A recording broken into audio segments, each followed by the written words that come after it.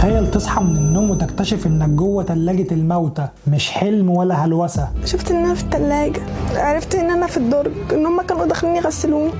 جم يغسلوني، وبعد كده لما لقيت هيغسلوني وخلاص عرفوا ان انا صاحية، وجم يعملوا لي ان هم يغسلوني لقوني صاحية.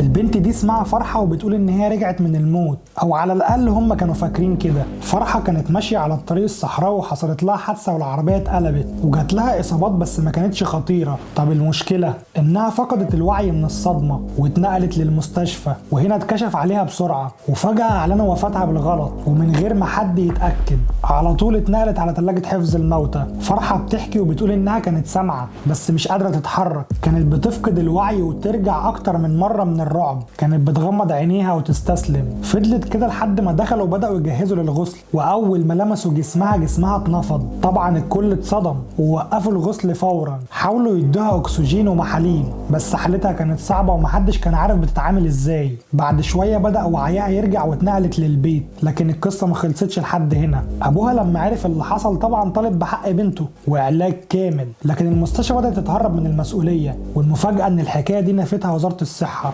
ما حصلش وتم استقبالها في قسم الطوارئ بدرجه وعي 15/15 ونسبه تشبع الاكسجين 99% ونبض 90% وضغط الدم 100/80. وتم فحص الحاله بواسطه طبيب الطوارئ واتعمل لها اشعه مقطعيه على الراس والصدر والحوض، وعمل اشعه تلفزيونيه على البطن، وتم تركيب كانيولا في اليد اليمنى.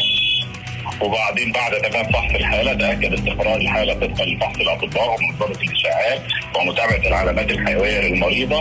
وكان التشخيص النهائي وجود سحجات وكدمات متفرقه بالجسم تحتاج الى الراحه مش الحجز في المستشفى، وخرجت من المستشفى في تمام الساعه 1:30. وفي تفسير اتقال ان دي حاله نفسيه اسمها اضطراب ما بعد الصدمه.